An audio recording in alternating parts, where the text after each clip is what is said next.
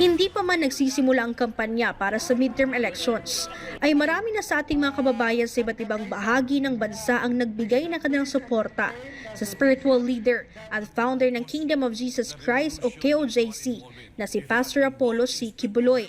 Kasunod ito sa pagtakbo ni Pastor Quiboloy sa nalalapit na national at local election sa buwan ng Mayo bilang senador.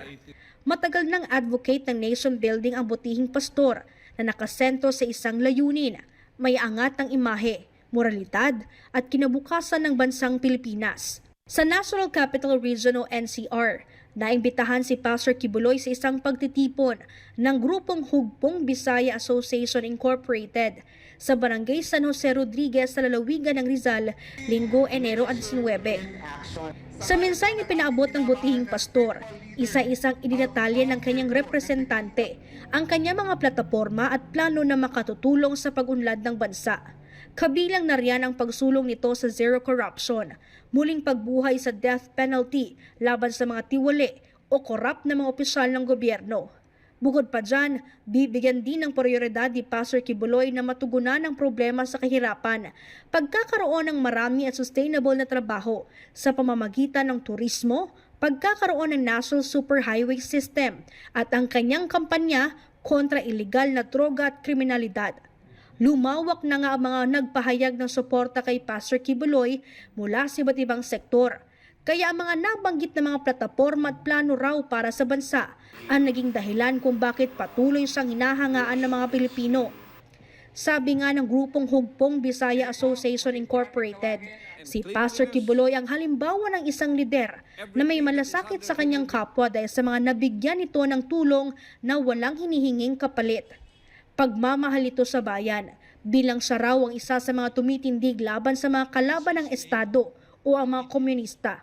Naniniwala po kami na isa sa mga dapat naming ihalal ay ang katulad ni Pastor Quiboloy, dahil naniniwala po kami na siya po ay isang instrumento para matupad ang aming hinahangad na masugpo ang corruption sa ating gobyerno. Sa tingin ko parang isang sasakyan lang po yan. Kung isang brand new na sasakyan ang gagamitin natin, ito ay magbibigay ng tama at sapat na serbisyo, which is the same also with our politicians. Dahil naniniwala po ako kung sila ay tatakbo para itaguyod ang kanilang mga personal na pinaglalaban, ito po ay sa tingin ko magagawa ng mga bagong mukha sa politika. Sawa na raw ang mga Pilipino sa mga lider na wala namang magandang nagawa o inatupag sa bansa kundi ang kanilang personal na interes lamang.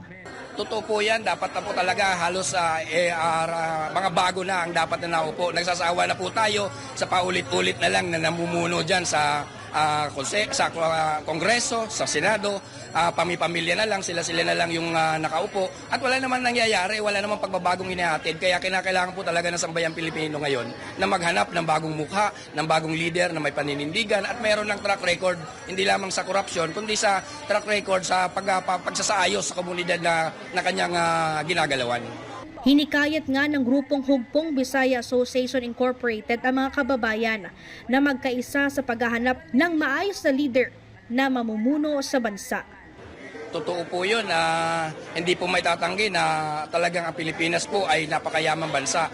Subalit dahil nga po sa hindi maayos na pamumuno ng ating mga nakaluklok na leader, ay nararapat lamang po talaga na ang lahat ng Pilipino ay magkaisa na ngayon maghanap ng leader na talagang tatayo at talagang may track record na dyan sa pagsiservisyo sa ating pamayanan sa buong bansa. At yan po ay isa po sa nakita rin po natin sa ating pastor na tumatakbong senador ngayon. Solely nagpaabot ng mensahe ang naturang grupo kay Pastor Quiboloy, lalo na sa nararanasan nitong political persecution sa ilalim ng Administrasyong Marcos. Well, magpakatatag po kayo, Pastor, dahil marami pong umaasa at naniniwala po sa inyo. At sana ay isa ka sa mapagbigyan ng ating mga kababayan Pilipino na maupo para po sa pagbabago ng ating bansa. Para sa Diyos at sa Pilipinas kung mahal, ito si Sheena Torno, SMNI News.